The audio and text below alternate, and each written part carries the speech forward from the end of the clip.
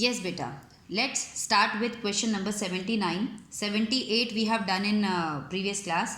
79 question हम start करते हैं. एक एक करके आपने सारे पॉइंट्स समझने हैं. X and Y are partners in the ratio 2:1. X और वाई की बैलेंस शीट आपके सामने प्रेजेंट है. उन्होंने जेड को एडमिट किया और जब जेड को एडमिट किया तो उन्होंने फॉलोइंग एडजस्टमेंट्स जब रिवैल्यूएशन किया तो कुछ चीज़ों में चेंजेस आए जो कि नीचे दे रखे हैं.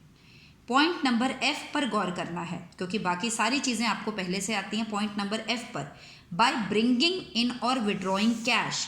मैंने आपको कल इससे पहले वाली क्लास में बताया था कि बैलेंसिंग फिगर कैपिटल अकाउंट का जो भी आएगा उनको इन दो चीज़ों से पूरा किया जा सकता है, या तो कैश से या करंट अकाउंट से मेंशन होगा.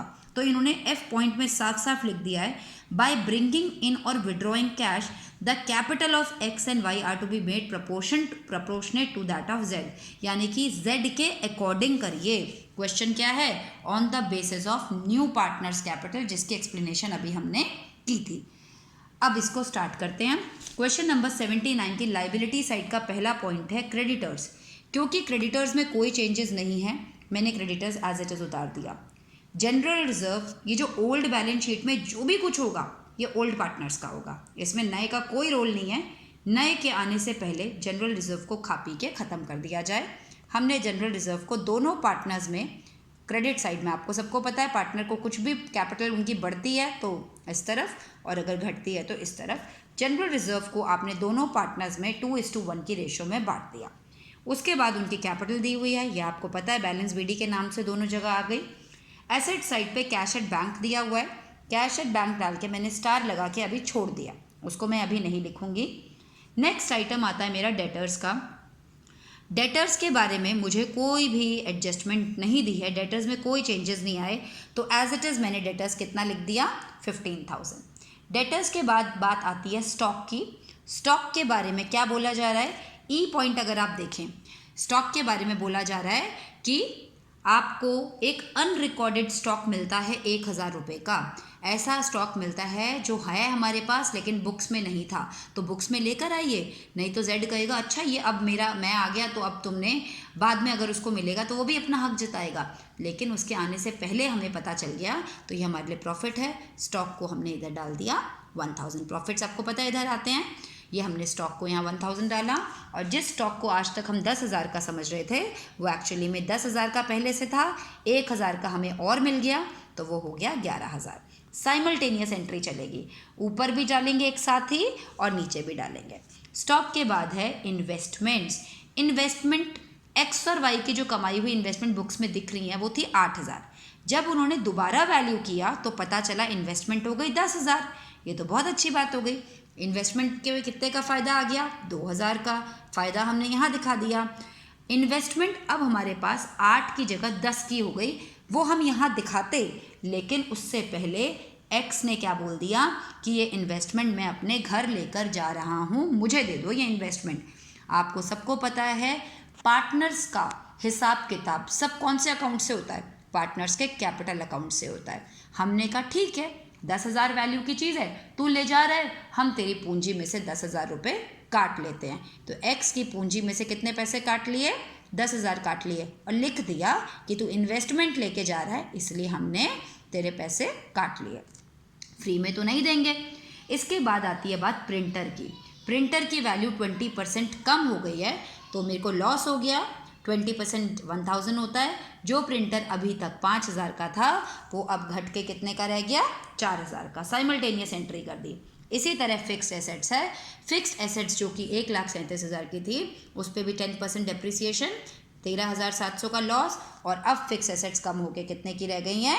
1,37,000 माइनस 13,700. आपका आंसर बाहर लिख दिया. अब ऐसा करने से बैलेंस शीट का कोई भी आइटम हमारा छूटा नहीं है. अब क्या होगा? अब हम करते हैं नीचे एडजस्टमेंट्स की बात. सबसे पॉइंट नंबर 1, जेड 40,000 रुपये कैपिटल लेकर आया. आपको पता है कैपिटल अकाउंट में जेड के दिखा दिया. पैसा लेकर आया, बैंक लिख के ब्रैकेट में मैंने कैपिटल लिख दिया. 15,000 रुपये गुडविल भी लाया. आपको पता है गुडविल वो किसके लिए लाता है? सैक्रिफाइसिंग पार्टनर्स के लिए. सैक्रिफाइसिंग रेशियो कैसे निकालते हैं? Old minus new. पर क्वेश्चन में हमें न्यू रेशियो नहीं गिवन है, तो ओल्ड रेशियो में ही मैंने इसको बांट दिया 15,000 को 2:1 में, 10,000 5,000। आगे लिखते हैं half of which is withdrawn. हमने इनको दे दिया था पूरा, इन्होंने कहा हम अपने में से जो भी तू हमारे को दे रहा है उसमें से आधा हम घर ले जा रहे हैं। घर ले जाने से बिजनेस में इनकी पूंजी क्या हो जाएगी, कम हो जाएगी। तो 10,000 5,000 इनको मिला था, ये 10,000 की इन्वेस्टमेंट में से कितने की ले गया, 5,000 की। वो 5,000 में से कितना ले गया, 2,500। ये जो मिला था ना इसका आधा, 10 का आधा 5, 5 का आधा 2.5, वो घर ले गया बैंक से निकाल के।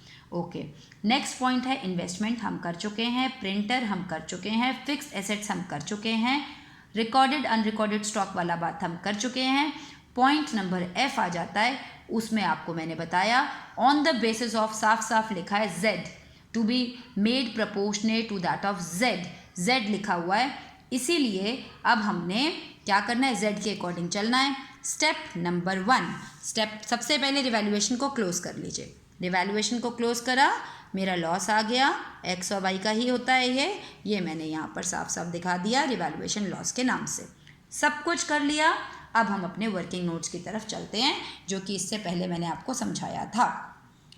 पहला पॉइंट क्या होता है, न्यू पार्टनर की कैपिटल इनटू न्यू पार्टनर के रेसिप्रोकल।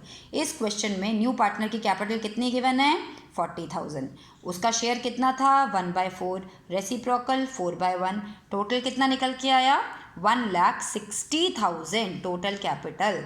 टोटल कैपिटल को टोटल पार्टनर्स में डिवाइड करेंगे, कौन सी रेशियो में, न्यू रेशियो में। कौन सी रेशियो में, न्यू रेशियो में। हमें न्यू रेशियो नहीं गिवन है, हम निकालेंगे नहीं, हमें पता है इसमें Z तो कितना लाया है 40, उसके आगे 40 लिख दिया, 160 में से 40 उसका है, बचा 120, 120 को हमने 2:1 में इन दोनों में बांट दिया, ऑटोमेटिकली हमारे पास ये तीनों की कैपिटल निकल के आ गई।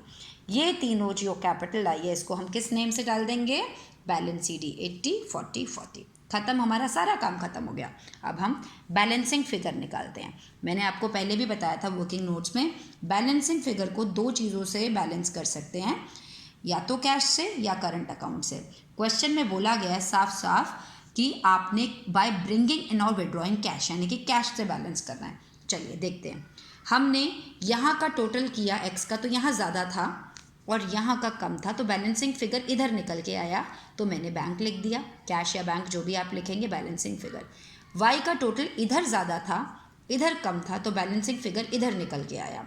जेड में, क्योंकि आप जेड के अकॉर्डिंग चल रहे हैं, जेड में कभी भी बैलेंसिंग फिगर नहीं आएगा, याद रखिएगा, जेड का कभी भी बैलेंसिंग फिगर नहीं आएगा। इसका मतलब जो बैलेंसिंग फिगर आया है इसकी पूर्ति आपने कैश से की है, तो इसका इफेक्ट कैश अकाउंट पे पड़ेगा। क्लियर है। अब हम करते हैं लाइबिलिटीज़ की तरफ। हमारे पास लाइबिलिटी में बैलेंस CD को हमने कैपिटल के नाम से उतारा, टोटल किया, इतना आ गया। कैश और बैंक को देख लेते हैं। हमारे पास पहले से कैश कितना था बेटा, 5,000। उसके बाद जो नया पार्टनर आया वो कितना कैश लेकर आया, 40,000। वो प्रीमियम के लिए भी कैश लाया, कितना, 15,000। उसमें से पुराने वालों ने कितना निकाल लिया, मिलाकर दोनों ने, एक ने 5 एक ने 2.5, 7,500। फिर ये 5,800 जो इसका बैलेंसिंग फिगर था एक्स का, प्लस मतलब इस तरफ आ रहा है बैलेंसिंग फिगर, इसका मतलब ये 5800 रुपये बिजनेस में और लेकर आया, तो ये प्लस हो जाएगा कैश। इसका इधर आ रहा था, इसका मतलब ये लेकर चला गया, ये माइनस हो जाएगा। ये सब करने पर हमारे पास 31700 आया, ये हमारा कैश है बचा हुआ, ये लिखेंगे, टोटल कर देंगे, you will get the answer. I hope I am clear. ये आपका क्वेश्चन है, आप इसको देख सकते हैं अच्छे से, और इसके बाद अब आप ये क्वेश्चन कर पाएंगे। नेक्स्ट क्वेश्चन करते हैं नेक्स्ट वीडियो में।